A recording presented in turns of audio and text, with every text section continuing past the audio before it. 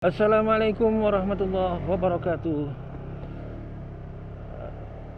Teman-teman, dulur-dulur dan bolo-bolo sekalian, barangkali pada malam hari ini teman-teman sedang scrolling video-video di YouTube yang kebetulan melintas di beranda YouTube kalian, channel YouTube baru Bejo Diningrat. Selamat datang dan kami ucapkan salam kenal semuanya teman-teman. Ini merupakan video pertama dari channel YouTube Bejo Diningrat. Dan kali ini pada malam hari ini Bejo Diningrat akan menelusuri jalanan Surabaya. Tentunya nanti akan banyak cerita-cerita yang akan disampaikan ke teman-teman, nanti akan kita share ke teman-teman semua. Channel YouTube Bejo Diningrat ini diniati untuk hanya untuk menuruti permintaan teman-teman yang biasa sering bareng keluar motoran sama Bejo, terutama teman-teman yang biasa minta didampingi dan dibarengi untuk melakukan ziarah wali. Alangkah eloknya, kata teman-teman Bejo, jika semua kegiatan perjalanan touring, jalan-jalan maupun ziarah wali diabadikan dalam konten YouTube. Nah, ini dia. Channel YouTube Bejo Diningrat dibikin untuk memfasilitasi permintaan teman-teman yang biasa membarengi dan dibarengi oleh Bejo. Dan kali ini Bejo akan mengajak teman-teman untuk menziarahi salah satu wali besar, wali legendaris, pemimpin para wali Songo saat itu, yakni Mbah Kanjeng Sunan Ampel.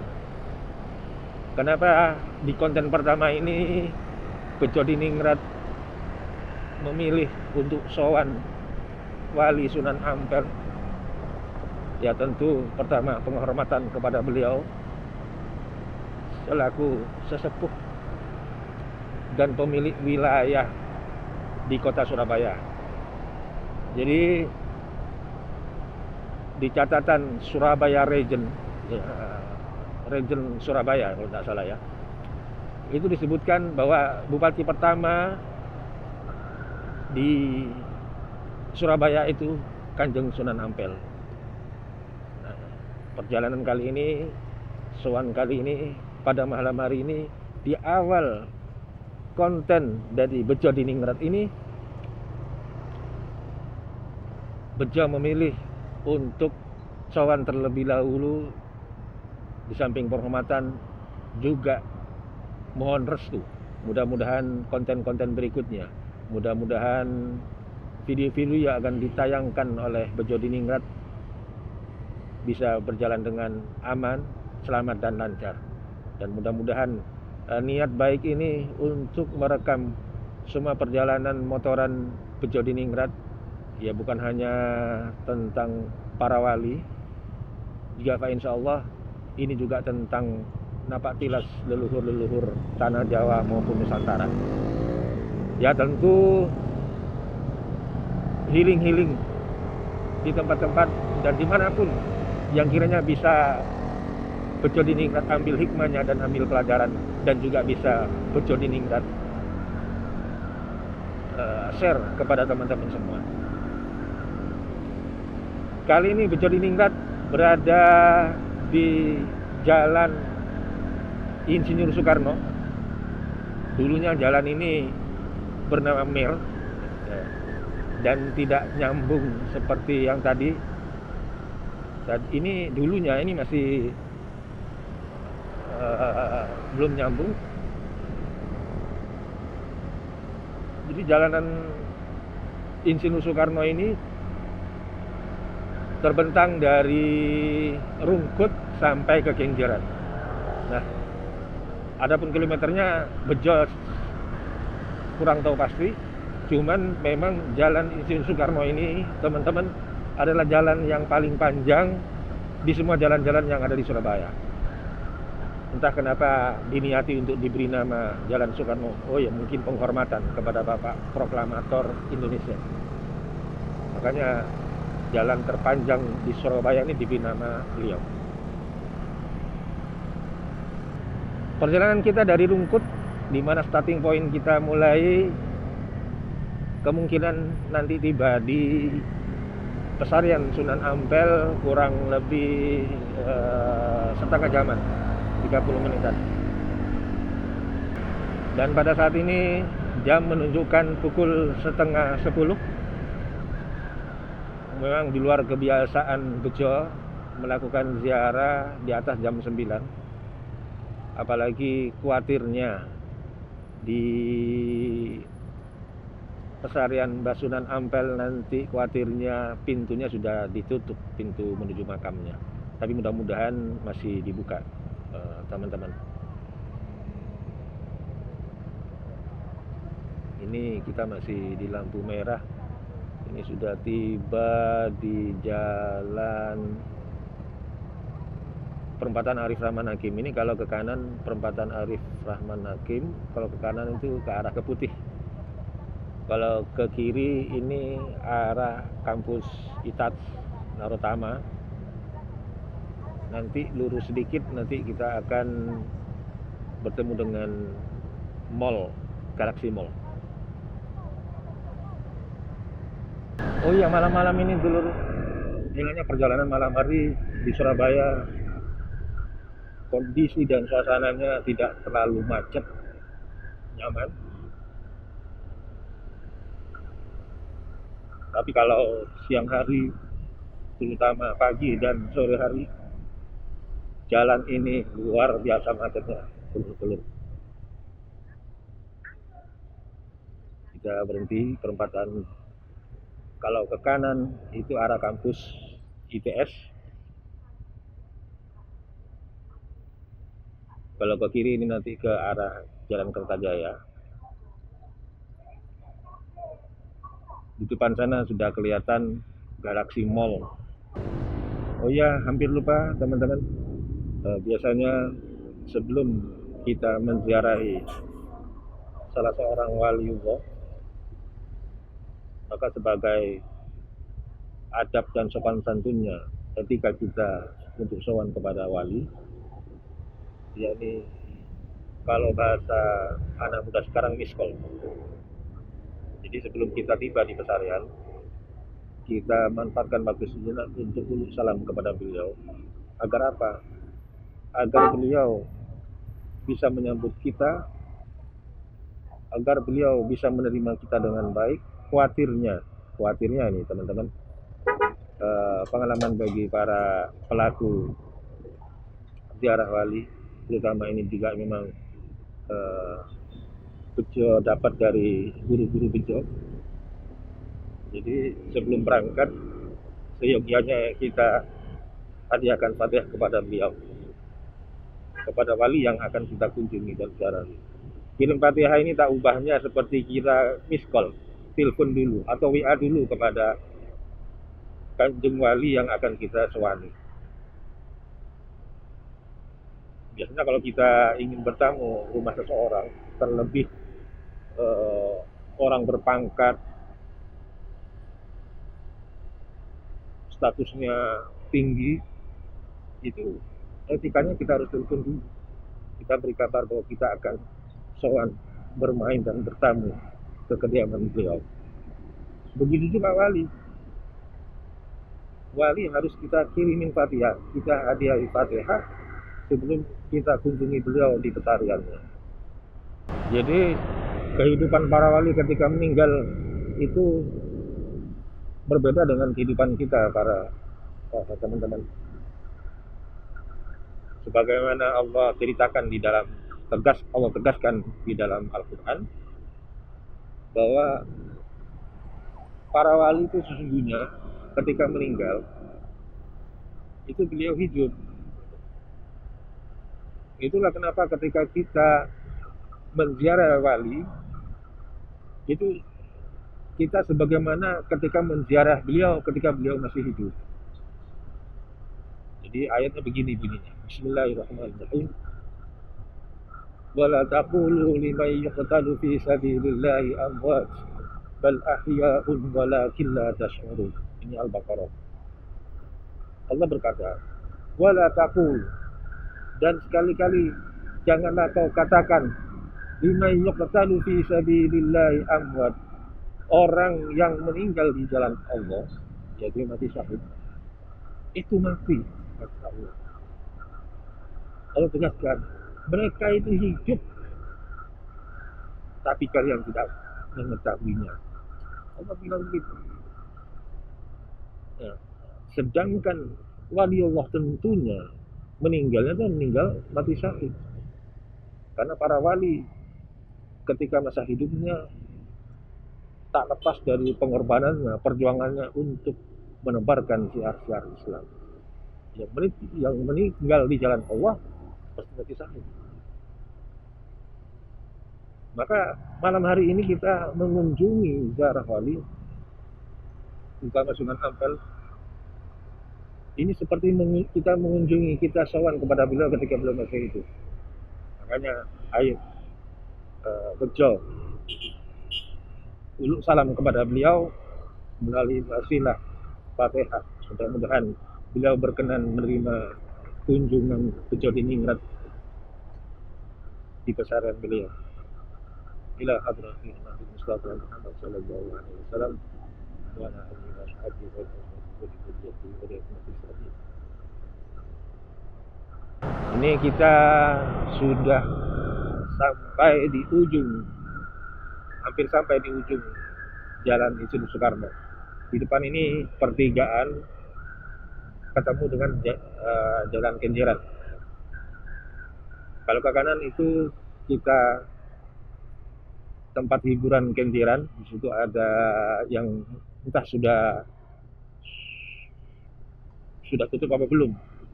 Ini kamera yang digunakan Bejo di Ningrat, ini kamera Didi Osmo Action 4, teman-teman. Mudah-mudahan low light-nya ini tidak mengurangi hasil visual dari kamera ini. Kita sesaat lagi perempatan Suramadu. Rupanya meskipun jam sudah menunjukkan hampir jam 10, Surabaya tidak pernah kehilangan raminya. Ya meskipun agak lebih lengang daripada jam-jam kerja siang, sore, apalagi pagi jam berangkat kerja. Di sini luar biasa macetnya, teman-teman. Kalau ke arah kanan itu ke arah Suramadu, ke arah Madura, nah itu angkutan bis melintasi perempatan ke arah kanan menuju Suramadu. Wah, ini masjid baru keren banget ini, teman-teman. Tempatnya strategis persis di perempatan. Oh, masih belum selesai karena balihonya masih belum diturunkan. Masjid Al-Islah. Cakep. Kita sudah hampir mendekati daerah Ampel. Ini sesaat lagi kita akan ketemu perempatan yang kalau lurus itu ke arah Pasar Kapasan,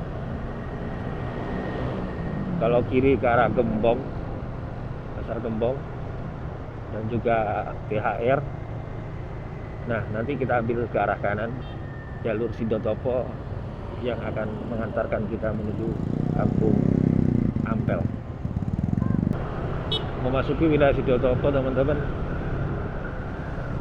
kita memang harus lebih berhati-hati karena di sini termasuk area yang padat, dan juga teman-teman Sidotopo itu sering soal rambu-rambu itu kurang begitu tertib. Makanya kita tidak perlu terlalu cepat-cepat ketika kita sudah masuk Sidotopo. Nah, ini perempatan terakhir menuju Kampung Ampel. Kita ambil kiri, belok kiri langsung. Oke. Nah, coba lihat itu. Nah seperti ini teman-teman, kalau kita tidak hati-hati di perempatan-perempatan yang ada di wilayah Sidotopo dan di Ampel, itu ya gimana ya, kurang tertib. Mudah-mudahan nanti ke depannya daerah Sidotopo dan wilayah Ampel ini lebih tertib lagi soal berlalu lintas. Nah, di kanan ini teman-teman, ini PKL-PKL yang direlokasi oleh Pemkot sini untuk mereka-mereka yang ingin menikmati jajanan-jajanan di Ampel. Dan sedangkan di sebelah kiri ini tempat parkir mobil. Tempat parkir mobil sana itu bis-bis yang dari luar kota parkirnya di sebelah kiri. Jadi para peziarah yang mau mendatangi atau sowan kepada Kanjeng Sunan Ampel, bisnya diparkir di garasi tadi, lalu kemudian jalan kaki. Nah ini sepertinya baru selesai dari ziarah Sunan Ampel. Kita akan terus sedikit, nanti kita akan belok kanan, lalu putar balik menuju gerbang Pesadan Sunan Ampel. Putar balik. Oke.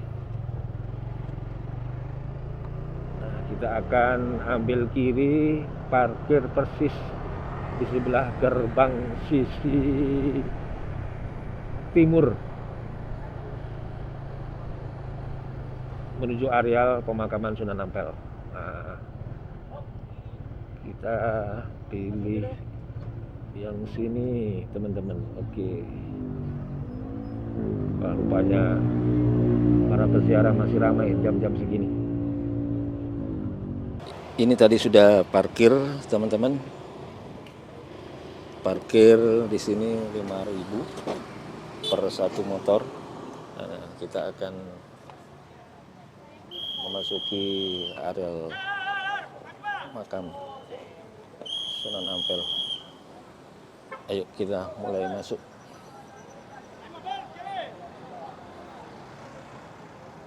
Raden Masjid Agung dan makam Raden Rahmat Sunan Ampel, gerbangnya. Ini termasuk akses makam Sunan Ampel sisi sebelah timur teman-teman. Jadi kalau mau ke Sunan Ampel itu ada 4 akses. Ada akses dari pintu timur, ada dari pintu selatan, pintu utara maupun barat. Cuman di sini memang akses yang paling ramai, bisa dikatakan inilah akses utama menuju pemakaman Sunan Ampel. Jam segini masih ramai. Ini sepertinya dari luar kota semua teman-teman. Ini rata-rata penjual sepanjang jalan ini kalau bukan orang Arab, ya orang Madura. Jadi kalau teman-teman mendengar percakapan menggunakan bahasa Madura, ya ini memang wilayah yang mayoritas dikuasai oleh orang Madura, terutama pengelola pesarian makam Sunan Ampel itu semuanya dikelola oleh orang-orang Madura. Jadi seperti ini sebetulnya belum terlalu full amat. Kalau sudah jam-jam siang, apalagi masuk bulan Rajab, bulan Sya'ban, bulan Ruah, dimana biasanya tradisi orang-orang Nusantara, orang-orang Jawa, setiap bulan Ruah kaum musliminnya melakukan ziarah orang tuanya, leluhurnya, dan juga ziarah para wali. Ini kalau sudah masuk bulan Ruah, jalannya merayap teman-teman. Sudah kelihatan Masjid Sunan Ampel teman-teman. Cuman karena malam hari cungkupnya mungkin, kalau di sini masih kelihatan cungkup dan menaranya, entah kalau di video teman-teman. Mudah-mudahan masih kelihatan.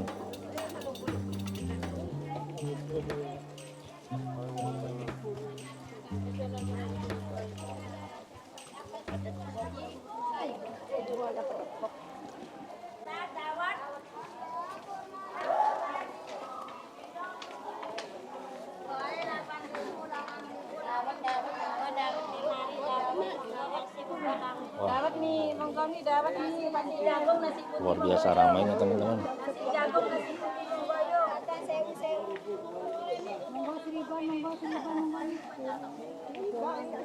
Mie, seloknya mie, selok. Ini yang jualan ini sudah pasti Madura semua. Kiri.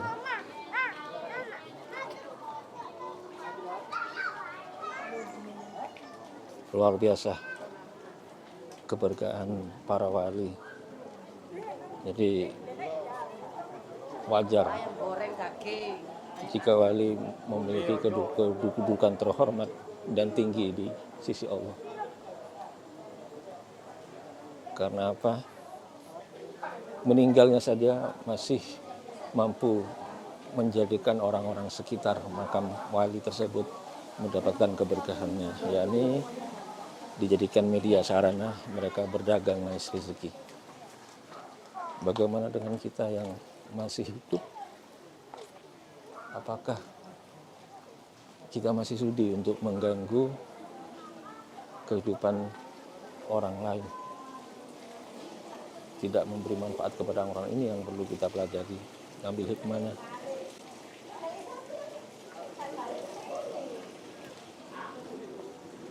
Seringkali kita mematikan usaha orang lain, menjegal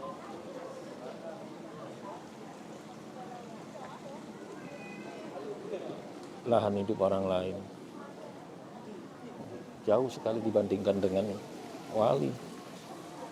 Jadi bisa dikatakan perbedaan kita dengan wali seperti baina sama wasumur sat, kata guyonan anak santri.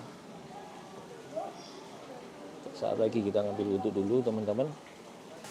Teman-teman kecuali ingat sudah ambil wudhu dan sepertinya sudah mulai agak lebih sepi, lebih lengang. Kita akan langsung menuju pesarian.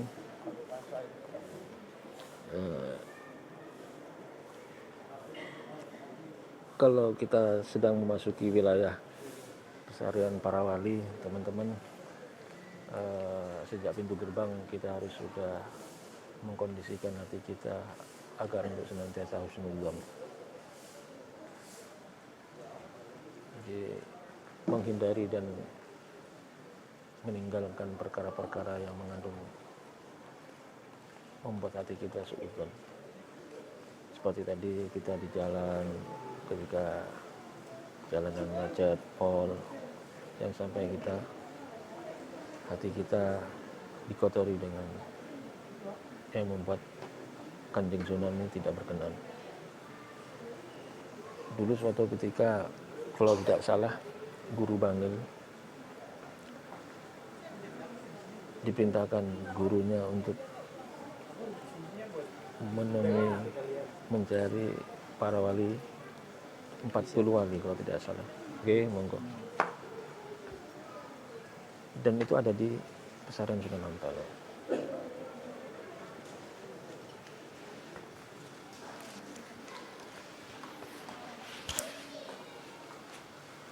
Guru Bangil sangat kesulitan pertamanya.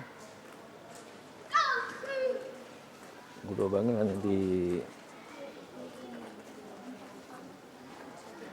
diberi petunjuk, nanti mereka akan menunjukkan kepada kalian kalau padamu bahwa dia wali. Betul, ketika tiba di kawasan pesarian Sunan Ampel, para wali yang berjumlah 40 itu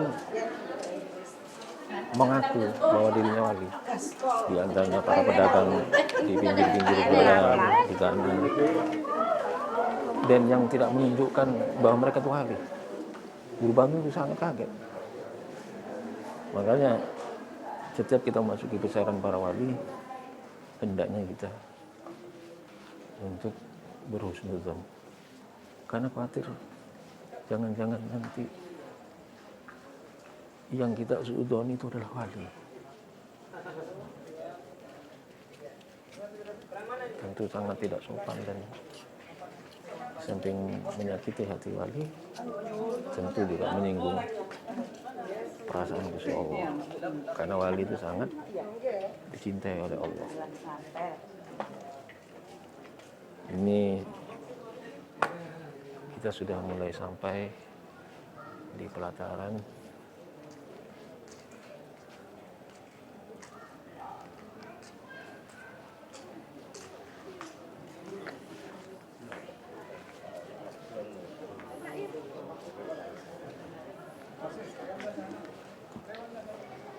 ini. Kalau teman-teman ingin ngalap berkah, juga air minum yang disediakan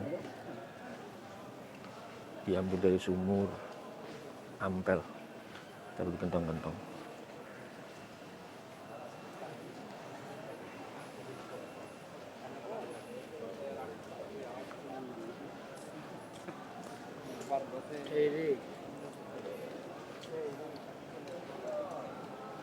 Ini pintu masuk makam Mbak Ampel.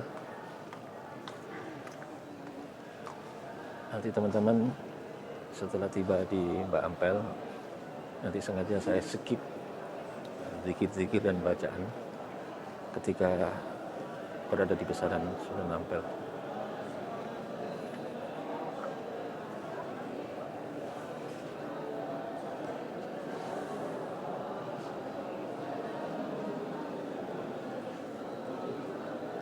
Alhamdulillah tidak terlalu ramai teman-teman.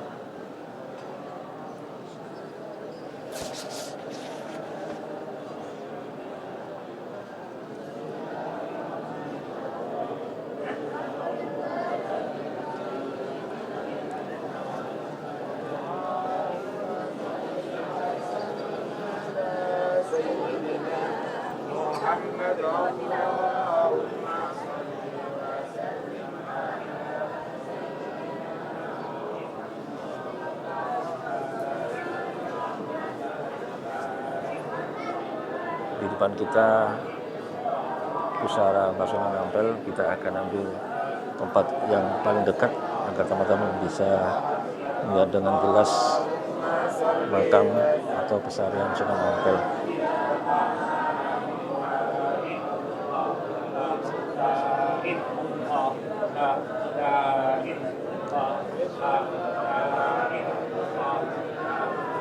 Yang tinggi itu dua, itu Sunan Ampel dengan istri beliau, yakni Nyai Cendrawati.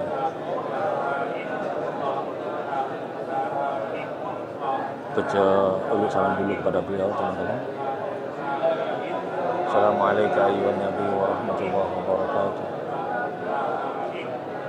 Assalamualaikum wa ala ibadillahi sholihin. Assalamualaikum ya Sayyid Ali rahmatullah dan Sunan Ampel warahmatullahi wabarakatuh.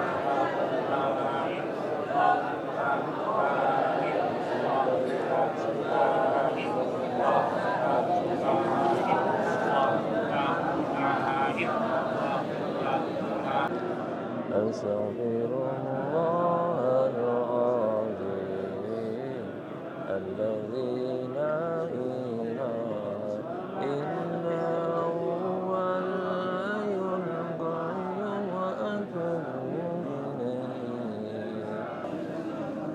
Allahumma shalli ala sayyidina Muhammadin wa ala alihi wa sahbihi wa sallim ajma'in. La ilaha illallah al-malikul haqqul mubin Muhammadur Rasulullah shadiqul wa'dil amin. Fatihah.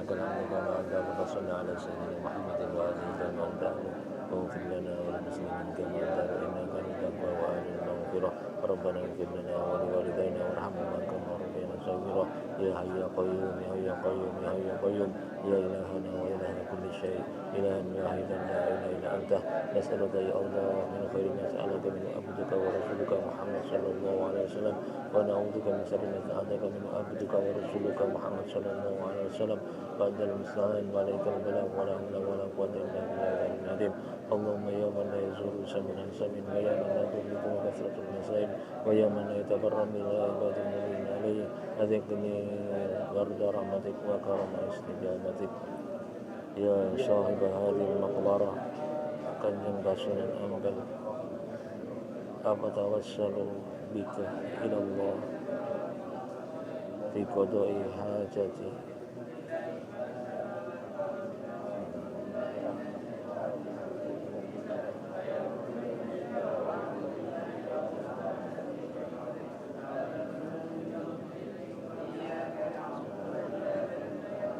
ربنا آتنا في الدنيا حسنة وفي الآخرة حسنة وقنا عذاب النار وصلى الله على سيدنا محمد وعلى آله وصحبه أجمعين سلام وسلم الحمد لله رب العالمين.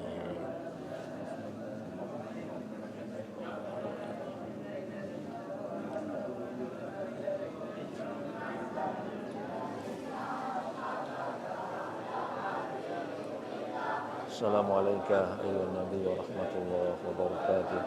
Assalamualaikum warahmatullahi wabarakatuh. Assalamualaikum kanjeng basunya warahmatullahi wabarakatuh.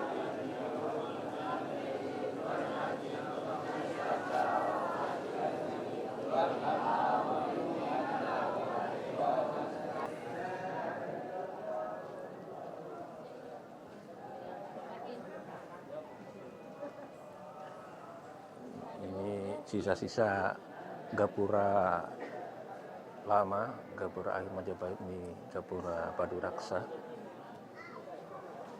Nah biasanya teman-teman prosedur protokoler yang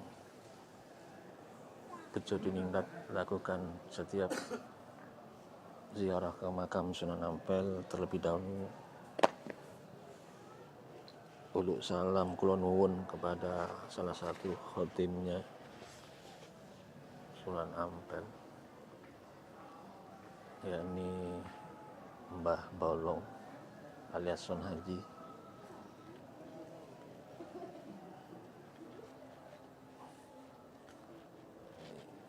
Kedatangan maupun kepulangan kita etikanya melakukan prosedur pamit uluk salam kula nuwun kepada Son Haji, Mbah Son Haji atau Mbah Bolong. Beliau termasuk yang berkhidmah, kalau bahasa sekarang itu asisten, staf khususnya Mbah Sunan Ampel. Tadi ketika pertama datang karena pintunya tadi ngelewatin yang tengah, jadi tidak ngelewatin pintu ini, sehingga tadi terlupa Bejo untuk uluk salam terlebih dahulu pamit kepada Mbah Bolong. Makanya sebelum pulang Bejo Diningrat harus kula nuwun izin dulu ke Mbah Bolong, paling tidak kita uluk kirim hadiah Fatihah kepada beliau.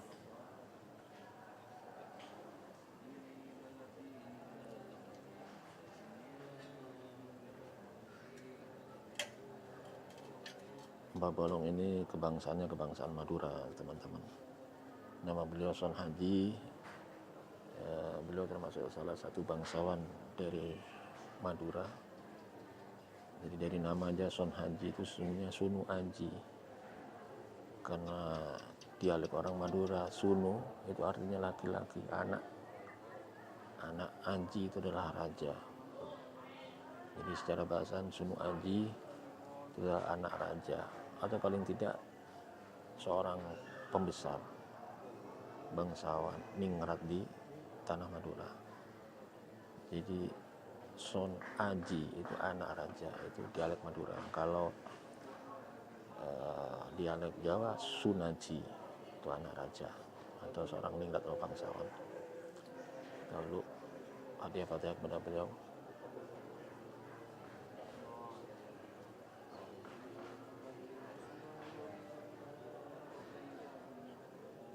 Berada dengan Mustafa Muhammad sallallahu alaihi wasallam. Waila Mbah Bolong Mbah Sunaji. Al-Fatihah.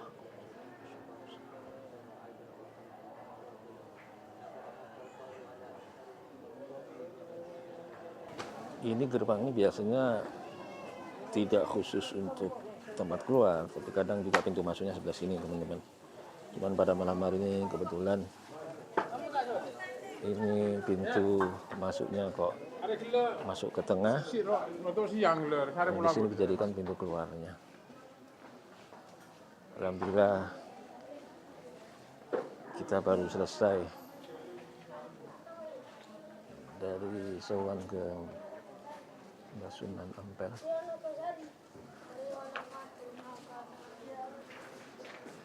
Ini masjidnya. Karena mungkin sudah jamnya lewat dari jam 9, sepertinya pintu utama masjid sudah dikunci oleh takmir, sehingga orang untuk melakukan ibadah cukup di teras. Biar kapan-kapan Pucuk Diningrat akan ajak teman-teman mengeksplor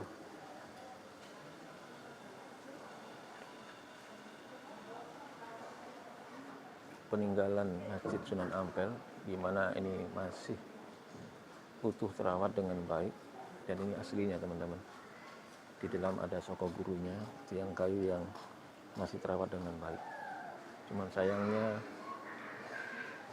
Pucuk Diningrat tidak bisa mengeksplor masuk ke dalam karena memang terlalu malam datangnya ke sini. Kemungkinan jam 9 pintu utama ruangan Masjid Sunan Ampel ditutup, dikunci.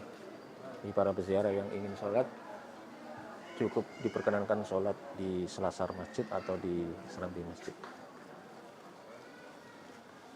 Pucuk Diningrat akan istirahat ngopi.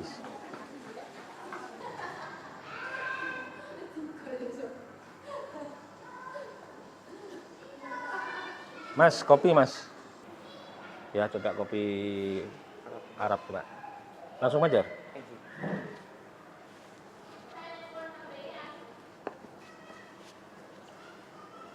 Sampai kosan apa kantor? 24 jam. 24 jam.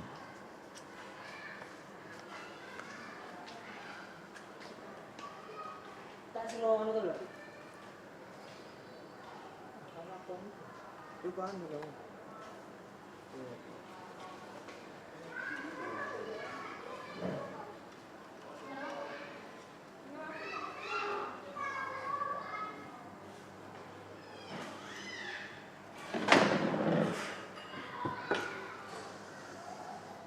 Ya,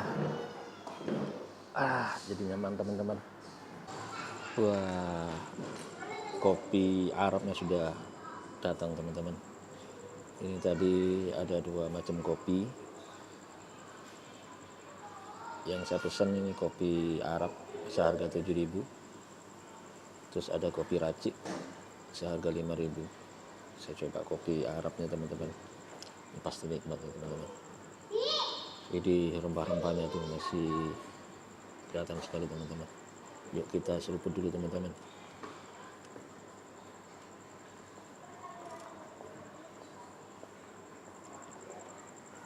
Bismillahirrahmanirrahim.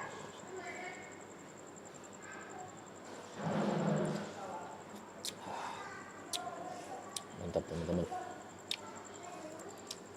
Kita patut bersyukur ya dengan kehadiran beliau di tanah Jawa teman-teman. Karena tanpa beliau kemungkinan siar Islam yang ada di Nusantara tidak seluas apa yang telah beliau lakukan bersama Dewan Walinya, yaitu Wali Songo.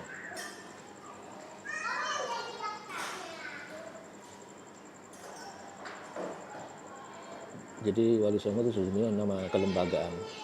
Jadi ada berbagai macam versi. Mereka yang berusaha memaknai dari kata Wali Songo. Ada versi pertama yang mengatakan Wali Songo itu berasal dari kata Wali Sana.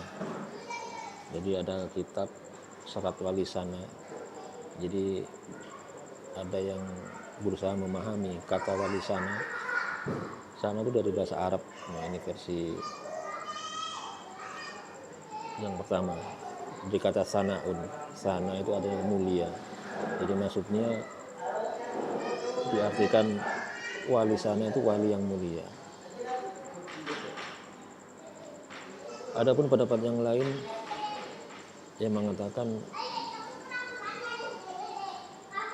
wali sana bukan berasal dari kata wali sana, apalagi dari bahasa Arab. Wali sana itu semacam simbol yang biasa digunakan oleh orang-orang Jawa, di mana sanga dari kata songo, yaitu 9. Jadi angka 9 itu sudah biasa digunakan oleh orang-orang kita. Orang-orang kita itu biasa menggunakan simbol-simbol angka. Katakanlah mereka menyukai simbol 7. Kenapa? Karena 7 dari kata pitulungan, pertolongan, atau pituduh, petunjuk. Dan juga angka 9 dari kosmologi orang Jawa, angka 9 itu angka puncak, angka tinggi. Sehingga memang tidak terlalu mengagetkan jika Wali Songo memang ya Wali Songo. Ada versi pendapat yang lain, penamaan Wali Songo, Wali Sanga itu adaptasi dan akulturasi budaya, akulturasi antara Islam dengan Hindu. Jadi sebelum kedatangan Islam di tanah Jawa, Nusantara ini sudah mayoritas Hindu dan juga dengan Buddha. Di dalam khazanah Hindu, mereka mengenal adanya Nawa Dewata, yaitu Dewa 9. Biasanya tuh kalau kita lihat ada di simbol-simbol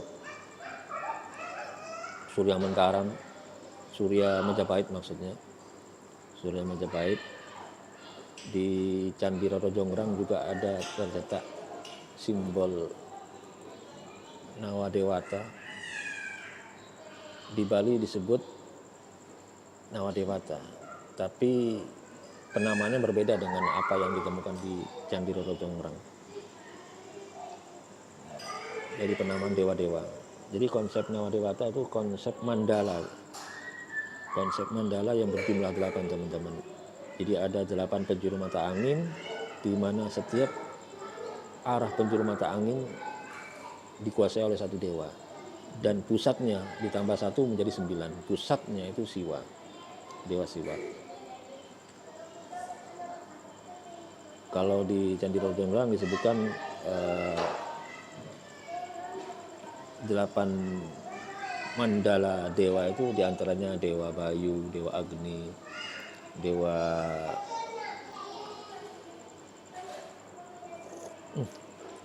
nikmat teman-teman,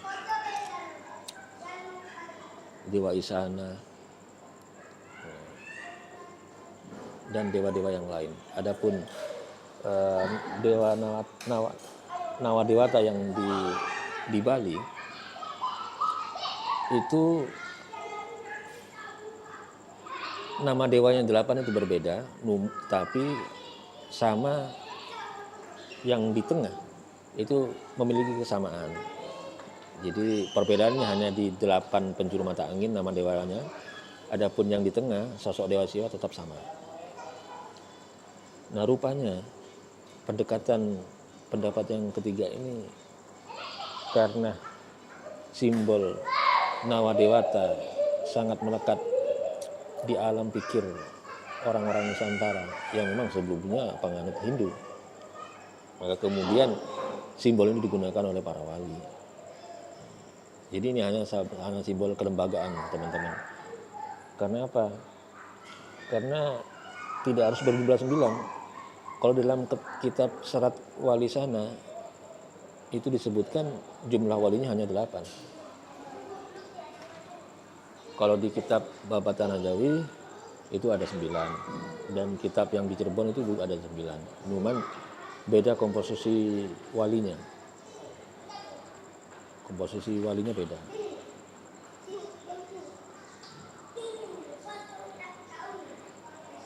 Seruput dulu teman-teman.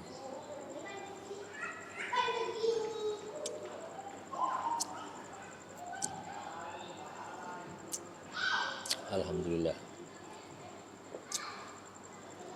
Kalau teman-teman melihat simbol Surya Majapahit, di situ ada simbol matahari yang bersinar 8, biasanya digunakan di emblem-emblem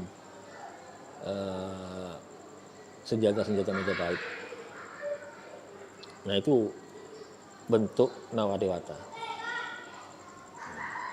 Sama juga bentuknya itu diadaptasi oleh para wali, diantaranya yang sempat Bejo lihat itu di makam Maulana Malik Ibrahim, itu ada simbol Nawadewata, cuman dirubah namanya. Jadi di situ biasanya Nawadewata disebutkan di 8 mandala itu, kalau yang hasil adaptasi Wali Songo dirubah menjadi diantaranya tauhid, sifat, asma, terus kemudian Allah, Muhammad, Adam, ma'rifat, yang cuma 8. Jadi Wali Songo memakai pendekatan bagaimana agar Islam itu mudah diterima di kalangan pribumi Nusantara. Betul, ternyata dengan upaya soft seperti ini, pendekatan keagamaan, pendekatan budaya yang dilakukan oleh Wali Songo berjalan dengan sukses. Karena apa? Karena ketika Sunan Ampel tiba di sini, di usia, ada yang versi yang pertama beliau datang ke Nusantara, itu usianya ke Jawa, ke tanah Jawa itu usianya menginjak 20 tahun. Ada versi lain yang 40 tahun. Jadi beliau tiba, cuman kalau Bejo lebih cenderung ke pendapat yang kedua. Jadi beliau tiba di tanah Jawa kurang lebih sekitar tahun 1443 Masehi. Sedangkan beliau lahir di tanah Campa, jadi beliau bukan pribumi murni, tapi beliau berasal dari Campa. Itu kurang lebih tahun 1401. Jadi kalau rentang jarak 1401 dengan 1443, paling tidak usianya beliau 42 sampai ke tanah Jawa.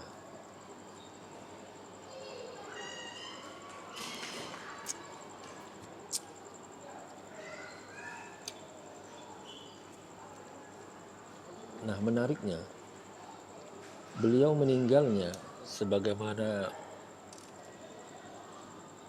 tertulis di Candra Sengkala yang ada di sini, itu berbunyi seperti ini. Ada berpendapat bunyinya seperti ini Candra Sengkalanya. Ulama ngampel leno masjid. Jadi ulama Ampel meninggal dalam masjid, meninggal di masjid. Jadi ulama itu angka 1,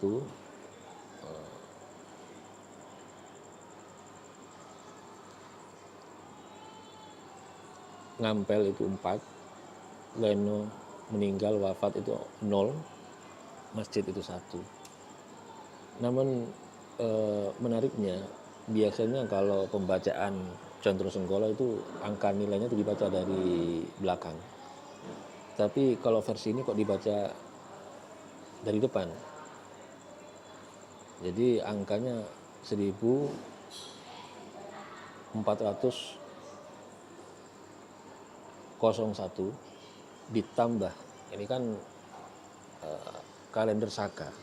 Kalau dikuruskan ke kalender Gregorian Masehi itu kurang lebih 1479. Jadi beliau kurang lebih tinggal di Jawa 36 tahun.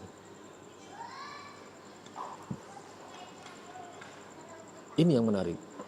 Dalam kurun hanya durasi 36 tahun, Sunan Ampel dengan para dewan walinya mampu mengislamkan tanah Jawa dan Nusantara yang awalnya mayoritas Hindu dan Buddha berbalik menjadi mayoritas Muslim. Nah, ini luar biasa. Luar biasanya Sunan Ampel. Karena apa? Karena ternyata menurut pertemuan-temuan catatan yang pernah ditulis oleh Marco Polo, Tommy Pires, kesaksian-kesaksian mereka ataupun Mahuan Cheng Ho, juru tulisnya Cheng Ho, kira-kira kalau kita simpulkan kedatangan Islam di Nusantara itu sudah dimulai sejak abad ke-7. Namun menurut catatan dari Mahuan maupun Marco Polo dan Pires, itu umat Islam itu hanya dipeluk oleh orang-orang Arab maupun orang Cina atau Persia yang tinggal di Pantura dan tepi-tepi pantai. Sedangkan pedalaman Jawa dan daerah lain itu masih menganut agama setempat. Itu masih menyembah roh-roh, masih menyembah pohon-pohon, kata orang-orang barat, mengatakan animisme dinamisme. Nah, ketika Sunan Ampel datang ke tanah Jawa di usia 40 tahun, beliau kurang lebih hanya dalam 36 tahun beliau mampu mengubah demografi pemeluk agama di tanah Nusantara dengan kurang lebih hampir 90%. Dari yang mayoritas dominan Hindu Buddha, kini mayoritas didominasi oleh kaum muslimin. Ini luar biasa pencapaiannya. Gara-gara pencapaian seperti ini, ada penulis Belanda, peneliti Belanda, kalau tidak salah namanya Van der Boot, kalau tidak salah ya teman-teman, itu mengatakan bahwa di antara seluruh keturunan Nabi Muhammad yang ada di dunia ini, yang paling sukses mendakwakan Islam itu Sunan Ampel.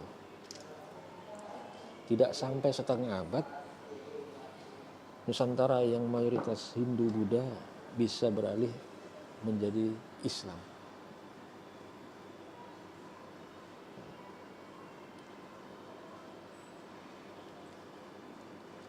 Ini kalau tidak kerja yang jenius, nggak mungkin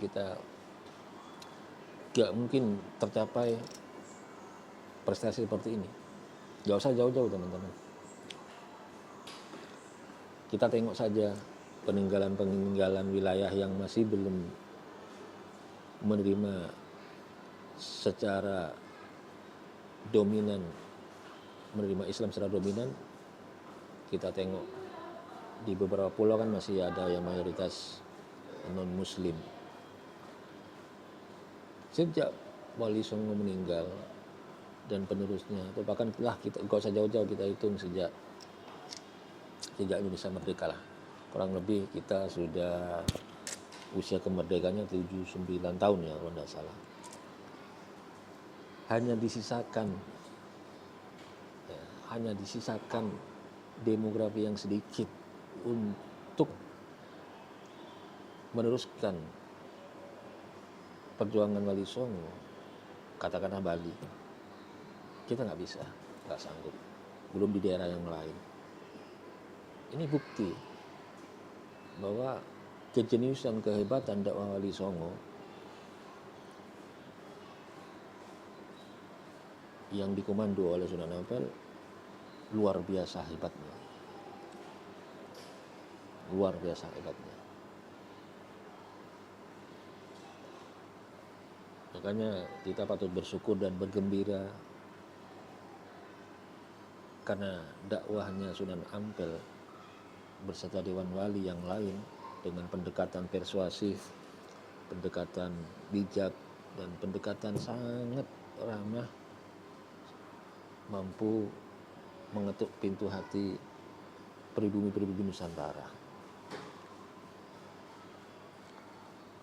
Jadi kalau di flashback, kalau diteliti, di samping karena keramahan beliau, di samping karena adab beliau, di samping karena etika-etika para wali, bagaimana bersosialisasi dan berinteraksi dengan pribumi Nusantara, ada faktor yang lain yang membuat dakwah Wali Songo begitu cepat.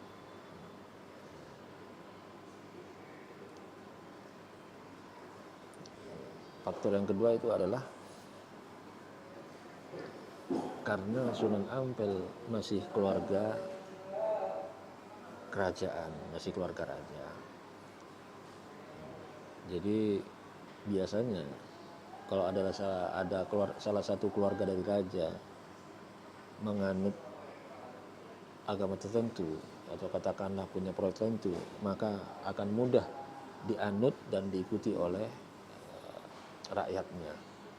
Nah, kebetulan Sunan Ampel masih keponakan dari Prabu Brawijaya kelima. Nah, ada yang menyebut itu Bre Kertabumi, ada yang menyebut Bre Kartawijaya. Karena istri dari Prabu Brawijaya kelima yang bernama Dorawati itu masih bibi daripada Sunan Ampel. Jadi ibu dari Sunan Ampel bernama,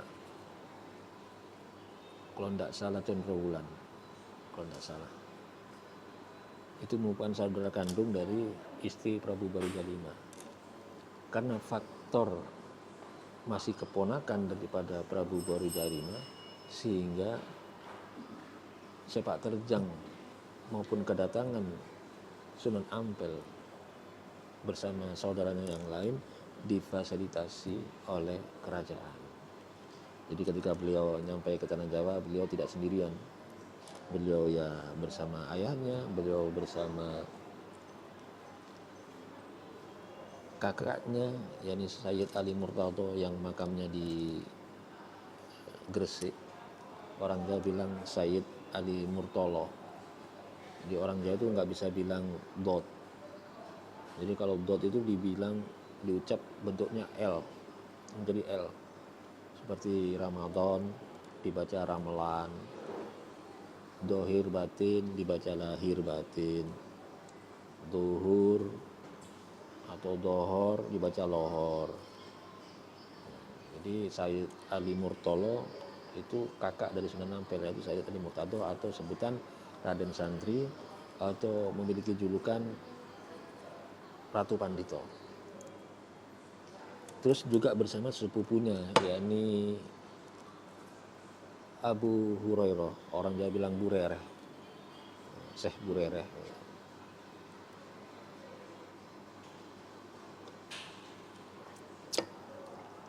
Namun kalau versi guru saya, beliau bukan hanya didampingi oleh ayahnya, tapi juga didampingi oleh ibunya.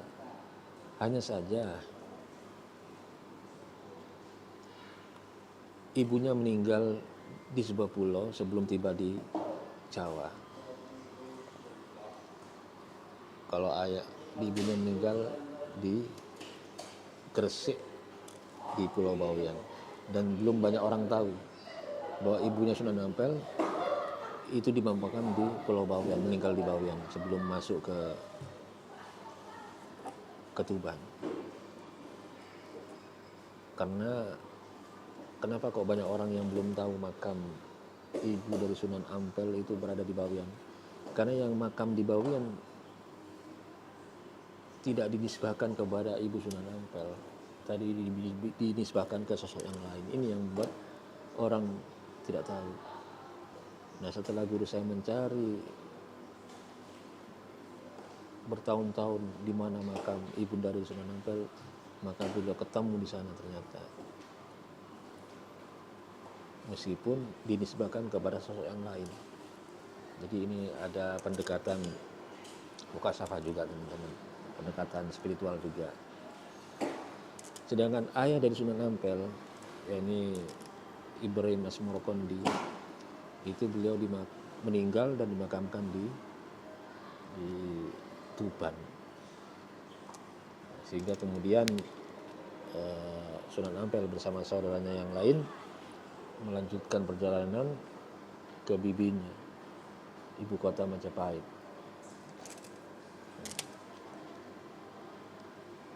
Beliau disambut oleh pihak kerajaan dengan sukacita. Kemudian beliau difasilitasi dan diberi tempat dan diserahkan kepada penguasa-penguasa lokal. Di antaranya ada versi pertama, beliau itu diangkat menjadi imam masjid atau pejabat di Surabaya itu oleh pejabat pecak tanda yang ada di Terung yang bernama Arya Sena.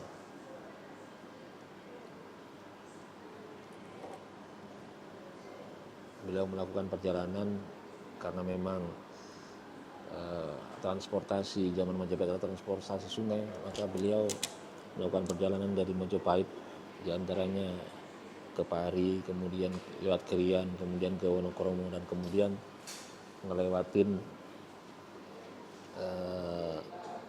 di Bangkuning.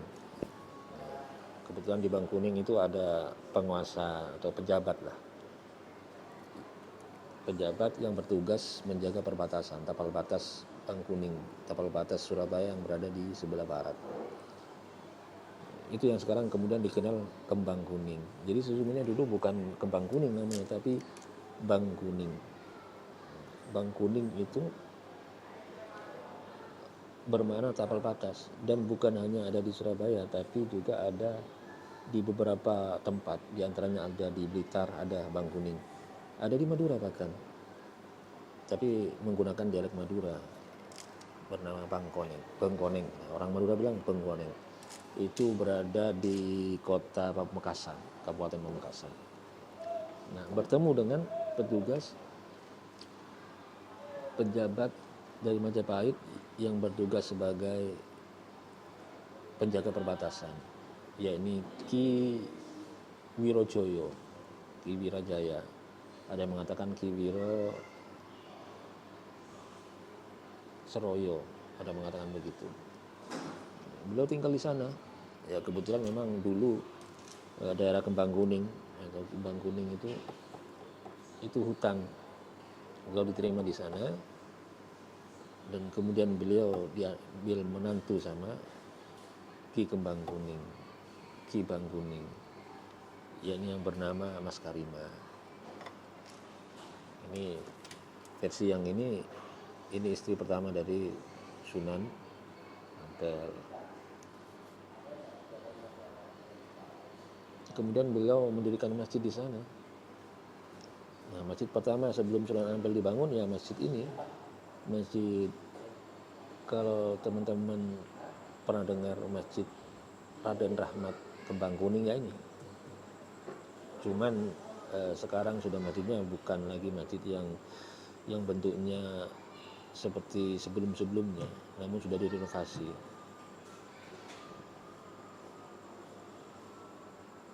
Karena beliau menjadi menantu dari Kembang Kuning yang bernama Mas Karima, maka Ki Kembang Kuning ini disebut Mbah Karima.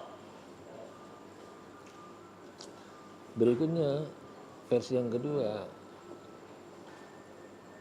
ketika Sunan Ampel berada di Majapahit, Prabu Raja V menyerahkan rombongan Sunan Ampel ke penguasa Surabaya, yaitu Arya Lembusuro, yang lagi-lagi juga sudah Muslim. Jadi Kembang Kuning, Ki Bangkuning maupun Arya Lembusuro itu keluarga Muslim, penguasa Surabaya. Kemudian Sunan Ampel diangkat oleh penguasa Surabaya itu Arya Lembusuro menjadi imam masjid atau khatib lah di Surabaya. Adapun kakaknya Said Ali Muqtada diangkat menjadi Ratu Pandito di Gresik.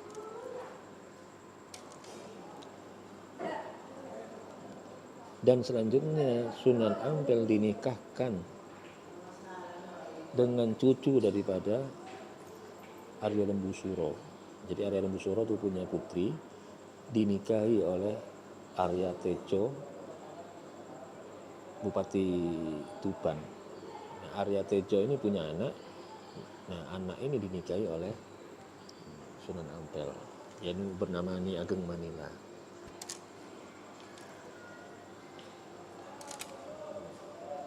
Nanti keturunan-keturunan beliau dari pernikahan, di samping mendapatkan fasilitas kerajaan, siasat Sunan Ampel juga menikahi dan menikahkan putra-putrinya dengan keluarga kerajaan.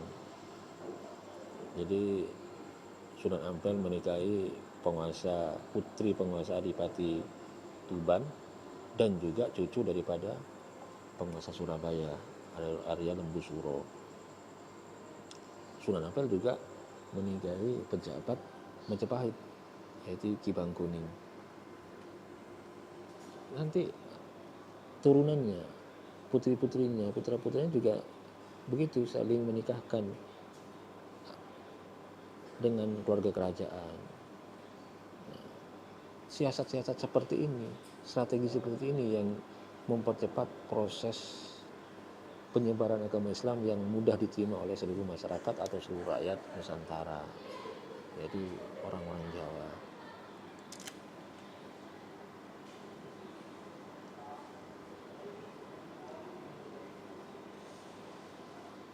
Mungkin itu cukup dulu teman-teman, karena terlalu panjang ceritanya. Bisa kita sambung ke kisah-kisah yang lain. Nanti Bejo Diningrat akan mengisahkan nanti putri-putri Sunan Ampel siapa saja dan dinikahkan oleh siapa. Kita lanjut di ziarah yang lain dan di kesempatan yang lain. Mungkin ini sudah cukup di sini, sekelumit sedikit kisah daripada Sunan Ampel. Agar durasinya tidak terlalu panjang, kita sambung di lain waktu dan kesempatan. Ini jam sudah menunjukkan pukul 11:30 lebih 5 menit. Mungkin mudah-mudahan telur-telur semua teman-teman Bejo Diningrat, polo-polo Bejo Diningrat bisa terhibur di perjalanan Bejo Diningrat pada malam hari ini di konten pertama channel YouTube Bejo Diningrat. Mudah-mudahan bisa mengambil hikmah dan mudah-mudahan pula tentu bisa terhibur dengan perjalanan kali ini. Perjalanan selanjutnya, ayo ditunggu teman-teman Bejo Diningrat. Kita akan mengeksplor tempat-tempat lain, kita akan menelusuri jalan-jalan yang lain, kita juga akan menggali, mengais cerita-cerita yang lain, kita saling berbagi. Mudah-mudahan ini membawa kemanfaatan untuk kita semua. Terima kasih teman-teman. Sambil menyeruput dan menghabiskan kopi, saya ucapkan ke seluruh teman-teman Bejo Diningrat, selamat malam dan selamat beristirahat.